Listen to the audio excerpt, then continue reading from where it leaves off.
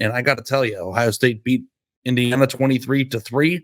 There was a quarterback decision made earlier in the week. Kyle McCord was given the starting job, or said he would start. Devin Brown was supposed to play also, but Kyle McCord played most of the game. I think Devin Brown played 2 series. Both went 3 and out. And I think he only attempted 1 pass. It seemed clear to me that Ohio State has arrived at a starting quarterback here, when I thought that maybe they would be going into the year with 3 games before the Notre Dame game to play both of them to see who separated themselves.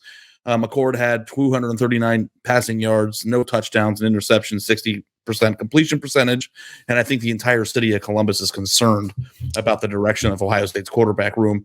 I will be the first to point out that C.J. Stroud's first few games as Ohio State's quarterback looked very good, or didn't look very good either. And then, of course, he settled in and became what he became. But I didn't find Ohio State to look explosive at all. And I think Marvin Harrison only had 2 catches for 18 yards. He had a touchdown called back because he stepped out of bounds on the way into the end zone. But the lack of explosiveness, I think, is pretty concerning if you're an Ohio State fan coming into this game. Yeah, I mean, again, I think all these things are true. I don't disagree with anything you said. I think it's hard to believe that you could have those receivers and have the kind of numbers that you had.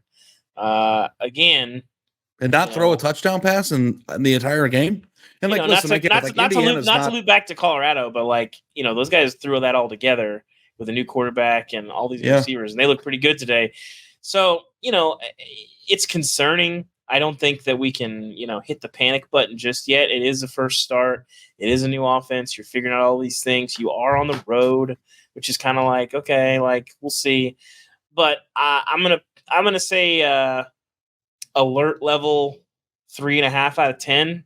It's not nothing. Yeah. But like, if you do this again next week, who does Ohio State have next week, Ari? Ohio State has Youngstown State next week. Okay, so whatever. If you go out against Notre Dame, that's 2 weeks from now, correct? It's 3 weeks from now. 3 weeks. If you go out against Notre Dame and you are 7 for 16 for 85 yards and an interception at halftime, I'm very curious what you do at that point. Well, I do think that the idea is that they want it to be fixed and ready by the time they play that game. I don't think they want to find out they have a quarterback problem in South Bend at the end of the month. So, I've watched this team play quite a bit over the last decade of my life, and I got to say, I was fighting to stay awake during this game. I think it's weird that if this is happening, that you don't throw Devin Brown in there earlier or on a. I'm very curious. I'm not sure if anybody asked Ryan Day about that after the game. I'd be very curious to know, like, why you don't. If it's not, I mean, the game was close, David. I mean, it wasn't. I know. It wasn't like a musical grab-ass quarterback game. I mean, but you don't have to do that. But you have to sort of figure out what's. Are you not at least a little bit curious what you have? Yeah. No, and it's he not like played you have a to little experiment, but if it's not going well and the competition was as close as they seem to want to indicate that it was for much of camp. Well, which is why I kind of feel like Ohio State's already made up their mind with who the quarterback's going to be. Actions speak louder than words. I've always believed this in relation to quarterbacks and position battles and all this stuff. You can say what you want to say. Give me the snap counts. Certainly something to track as we move forward, but Ohio State, the quarterback thing is going to be the entire story. I thought the lack of explosiveness overall on offense for a team that is kind of had a hallmark of explosiveness over the course of the past 5 years, even longer, is kind of a concerning thing.